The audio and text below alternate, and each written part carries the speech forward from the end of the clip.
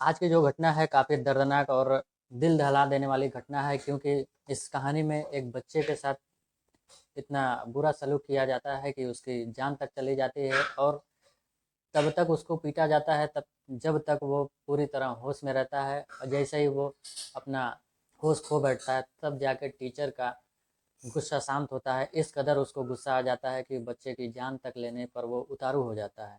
क्या दोस्तों, एक शिक्षक से कोई ऐसा ही उम्मीद कर सकता है? कोई अपने बच्चे को किस कदर लालन पालन और उसकी सुरक्षा करते हुए उसके जीवन को बचाकर कैसे कैसे जिलाता खिलाता है और उसे शिक्षा ग्रहण करने के लिए शिक्षा के मंदिर में भेजता है, यानी कि स्कूल में। और उस स्कूल के टीचर ऐसे होते हैं जो माँ बाप की जिम्मेदारी को नहीं समझते। उन बच्चों को ऐसे हाथ में सौंप दिया जाता है जो शिक्षा देने के लिए वहाँ पे उपस्थित रहते हैं, न कि जान लेने के लिए। गार्जियन अब तो स्कूल बच्चों को भेजने के लिए भी हजार बार सोचेगा, डरेगा कि कहीं मेरे बच्चे पर किसी टीचर को गुस्सा आ गया और कहीं मेरे बच्चों को कुछ होनी अनहोनी का शिकार न होना पड़े।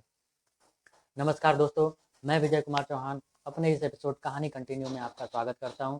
दरअसल यह घटना उत्तर प्रदेश के श्रावस्ती जिले की है, जहां पर एक स्कूल लगता है, ब्राह्मण पंडित उच्चतर माध्यमिक विद्यालय। एक प्राइवेट स्कूल है। वहाँ पर 250 रुपये प्रति माह फीस लिया जाता है बच्चों को पढ़ाने के लिए। आइए जानते हैं पूरी विस्तार से क्या है कहानी। सुबह लगभग 7 बजे सभी बच्चे अपने घरों से तैयार होकर निकलते हैं, स्कूल ड्रेस पहनकर और अपने पीठ पर बस्ता बांधकर कि अब हम स्कूल चल रहे हैं पढ़ाई करने के लिए। जैसे ही सभी स्कूल के प्रांगण में पहुंचते हैं, क्लासरूम में सभी लोग अपना अपना बैग रख देते हैं, तब तक घंटी की आवाज़ सुनाई देती है। घंटी की आवाज़ सुनते ही सभी बच्चे समझ जाते हैं कि यह प्रार्थना की घंटी है। सभी बच्चे स्कूल के फील्ड में पहुंच जाते हैं और एक लाइन से खड़े हो जाते हैं। एक लाइन से खड़े होने के बाद बारी बारी से सभी बच्चे प्रार्थना करने के लिए तैयार हो जाते हैं, हाथ जोड़ लेते हैं। प्रार्थना होती है। प्रार्थना के बाद टीचर आदेश देता है कि जिसके जिसके नाखून बड़े हों वो चेक करा ले, जिसके जिसके बाल बड़े हों वो चेक करा ले, और जिसके जिसके फीस बाकी हैं वो लोग भी चेक करा लें। तो धीरे धीरे एक एक लाइन फिर उसमें से छोड़ते जाते हैं। नाखून चेक कराने की बात रही, बाल चेक कराने की बात रही, सभी बच्चे फिट एंड फाइन थे, लेकिन कुछ बच्चे फीस में रुक जाते हैं। जब फीस की इंक्वायरी में कुछ बच्चे रुक जाते हैं, टीचर उनसे कड़ाई से पेश आते हैं, क्योंकि पैसा निकालना है उन बच्चों से तो तेवर थोड़ा कड़क रखना पड़ेगा। सभी बच्चों को टीचर बारी बारी से पूछते हैं कि तुम पैसे कब दे रहे हो, तो बच्चे प्रॉमिस करते हैं कि सर आज मैं पिताजी से बोल के कल आपको फीस ला के दे दूँगा।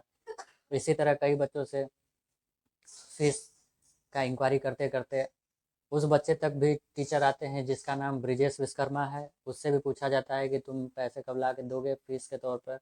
तो वो बच्चा कुछ नहीं बोलता है, क्योंकि उसको शायद आइडिया नहीं था कि पापा फीस कब देंगे, और खामखा हम बोल देंगे देने को, अगर नहीं मिल पाया तो टीचर मारेंगे, इसलिए वो शांत रहा।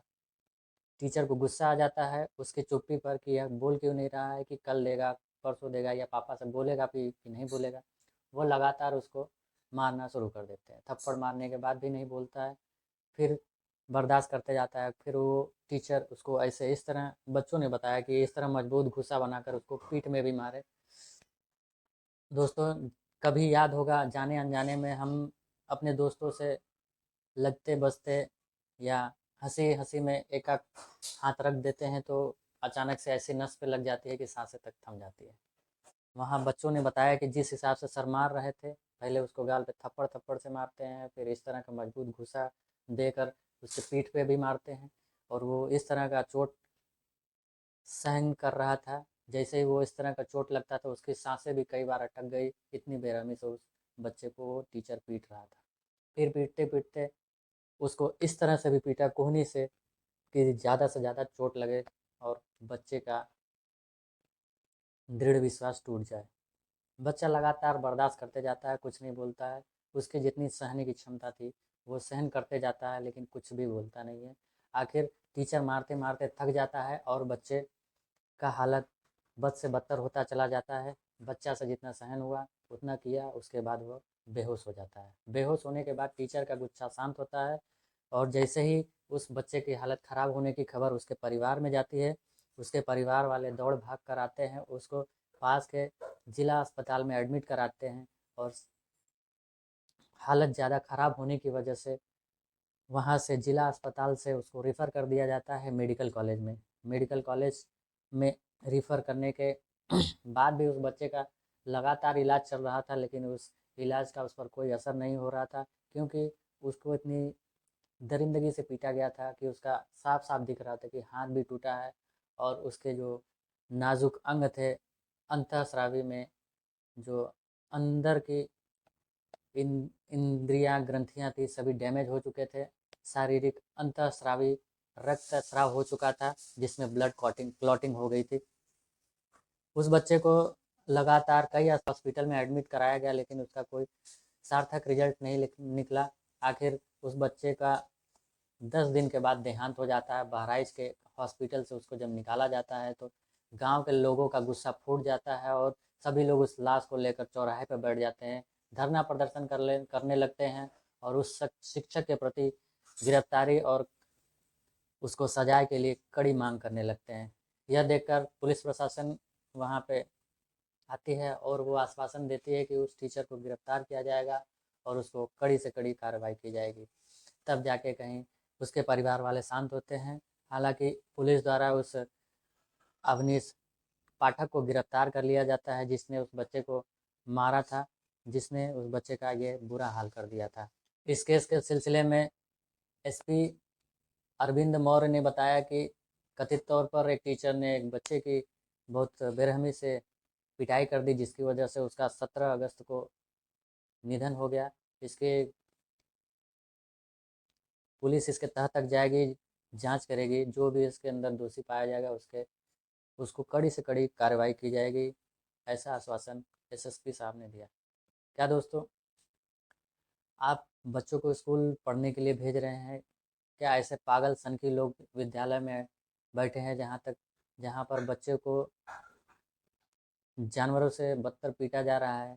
क्या वो मानसिक विकलांग था टीचर, या वो कहीं और का भड़ास उस बच्चे पर निकाल रहा था? उसको इतना भी समझ नहीं आ रहा है कि वो क्या कर रहा है, एक मासूम बच्चे को बेरहमी से पीट रहा है। जैसा कि सभी लोग छोटे से बड़े होते हैं, वो भी कभी बच्चा रहा होगा, उसने ज़रा भी नहीं सोचा कि इस बच्चे पर क्या बीतेगी। मात्र 250 के लिए अगर वो चाहता तो अपने इस फीस की वसूली उसके गार्जियन से कर सकता था, जबकि गार्जियन ने बताया कि राजेश विश्वकर्मा ने कि उसको ऑनलाइन पेमेंट किया जा चुका था, उसने टीचर ने देखा नहीं, उसने बच्चे को बेरहमी से मारा। गार्जियन ने आरोप लगाया कि मैं इसको 250 रुपये 1000 बार देने को तैयार हूँ, लेकिन ये मेरे बच्चे को वापस देगा क्या? उस गार्जियन का मोदी सरकार से और योगी सरकार से एक रिक्वेस्ट है कि इस टीचर को इतना बुरी तरह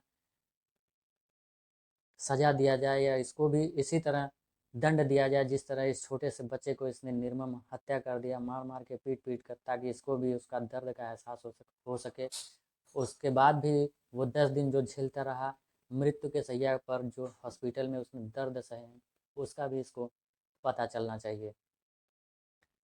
और यह कहकर वो गार्जियन रोता रहा, बिलखता रहा। सभी लोग बच्चे को वापस ला तो नहीं सकते, बस उसकी यादें हैं, उसकी तकलीफ़ें उनको बार बार चुभ हो रही है। दोस्तों,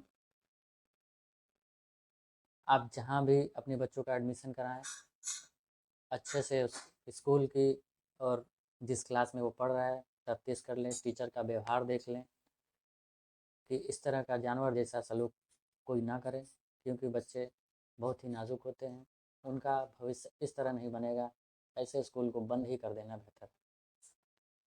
आज की कहानी बहुत दुखद है, बहुत तकलीफ़दायक है, क्योंकि जिस परिवार का दीपक कुलदीपक जाता है, उसके लिए इतना बुरा समय ज़िंदगी में शायद कभी ना देखा होगा। हमारा कहानी सुनाने का उद्देश्य किसी को परेशान करना नहीं, किसी को तकलीफ़ देना नहीं। हम बस ये चाहते हैं कि आप जहाँ रहें सुरक्षित रहें, अपना ख्याल रखें, देखते रहें कहानी कंटिन्यू। हम आपको इसी तरह सच्ची घटनाओं पर आधारित कहानियाँ सुनाते रहेंगे। हमें लाइक शेयर सब्सक्राइब करके अपना सपोर्ट दीजिए। मिलते हैं अगले एपिसोड कहानी कंटिन्यू में। नमस्कार दोस्तों।